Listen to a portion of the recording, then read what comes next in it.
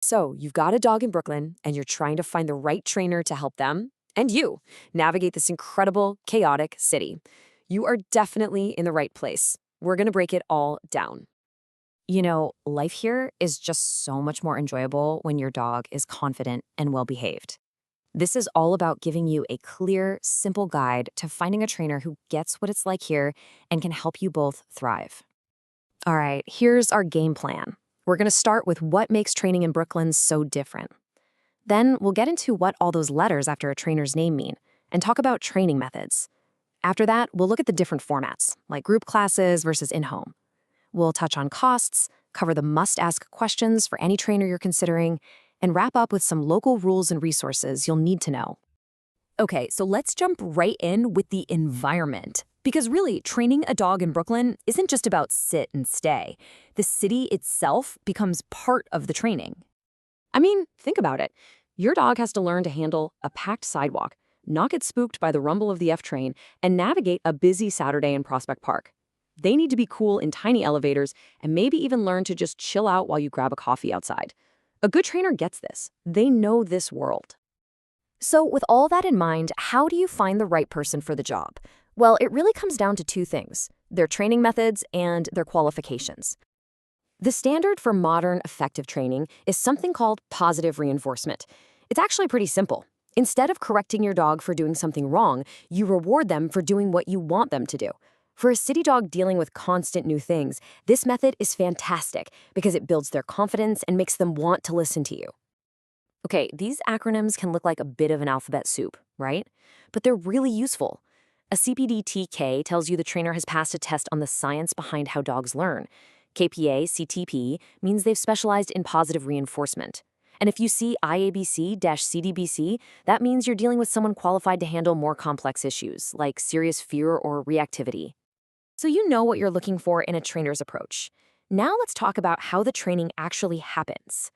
Finding the right format is all about what you need and what fits your schedule. The two big ones are in-home training and group classes. So let's say your dog loses its mind every time a delivery comes to your apartment. Well, in-home training is perfect for that because you're solving the problem right where it happens. But if your dog is great at home but gets way too excited around other dogs, a group class gives you a safe, controlled setting to work on that focus. And there are other options too. Day training is awesome if you have a crazy schedule. The trainer does the groundwork, then shows you how to keep it up. Private lessons are super focused one-on-one sessions, and Board and Train is like a deep dive immersion program. For that one, you'll definitely want to make sure their methods are positive and that they spend time with you afterwards, showing you how to continue the training at home.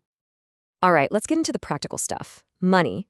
It really helps to have a general idea of what training costs in Brooklyn so you can figure out what works for your budget. As you can see, the price really depends on the service. A 6-week group class might run a few $100s total, but a package of private, in-home lessons is a much bigger investment.